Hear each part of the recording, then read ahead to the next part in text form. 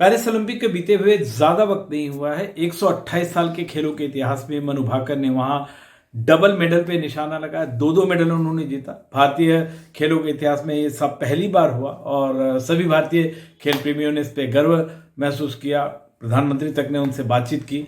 लेकिन जब खेल रत्न पुरस्कार, जो कि भारत का सर्वोच्च खेल सम्मान है, उसे मिलने की बात आई तो मनु भाकर का नाम जो है उस लिस्ट से नदारद बताया जा रहा है। खबरें भी छपी हैं, हमारे सोर्सेज ने भी बताया कि जो जिन दो खिलाड़ियों को मिला है वो हैं Praveen Kumar high jumper para athlete में, और हरमनप्रीत सिंह भारतीय हॉकी टीम के कप्तान। वेल डिजर्व, उन्हें जरूर मिलना चाहिए था। इसके अलावा जितने भी मेडलिस्ट है, खासकर जैसे पैरालंपिक पैरा एथलीट्स में, सबको जो है अर्जुन पुरस्कार जरूर मिला है।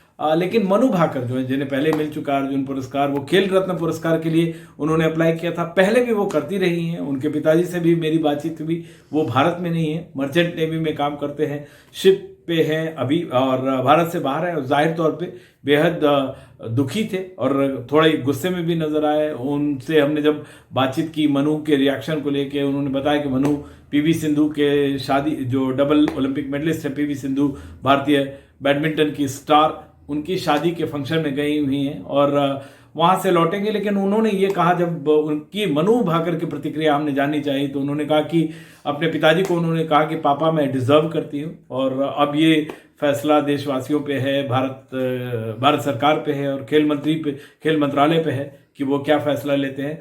उनके पिताजी ने यह जरूर कहा कि वो पहले भी अप्लाई करते रहे लेकिन मिला नहीं, और एक ट्रेडिशन भी बन गया, जैसे पहले भी हुआ था, जिन खिलाड़ियों ने मेडल जीते उन सबको मिला। मोहम्मद शमी का केस भी आपने सुना होगा। तो एप्लीकेशन की बात नहीं है, कहीं ना कहीं पे ब्यूरोक्रेसी का भी गूफअप है ये, कि कहीं अगर मतलब ये जब विवाद हो जाने के बाद इसको सॉर्ट आउट करने की जो कोशिश है, वो कवायद अगर पहले हो गई होती, मनु भाकर से बात हुई होती, तो अगर एप्लीकेशन नहीं डाला है, फेडरेशन डाल सकता है, तो अगर ये सारी कवायद जो है पहले हो सकती थी। थोड़ी जो हर बार की तरह जो एक इस बार विवाद लग रहा था कि नहीं होगा। खेल मंत्रालय मंत्री से हमने कुछ दिनों पहले बातचीत की थी और उन्होंने कहा था एक नया सिस्टम ला रहे हैं जिसमें पोर्टल बनेगा और सबका ये जो पॉइंट्स है वो उस पर पता चल जाएगा। तो ये प्रक्रिया चल रही है। लेकिन उससे पहले इस बार जो खेल पुरस्कार मिलने हैं उसे लेकर एक विवाद खड़ा हो गया और मुझे लगता है कि आने वाले 1-2 दिन में इस गलती को सुधारने की भी गुंजाइश नजर आती है।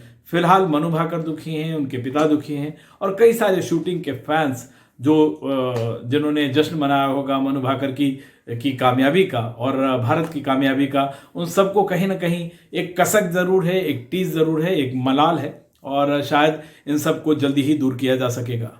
दिल्ली से विमल मोहन, एनडीटीवी इंडिया।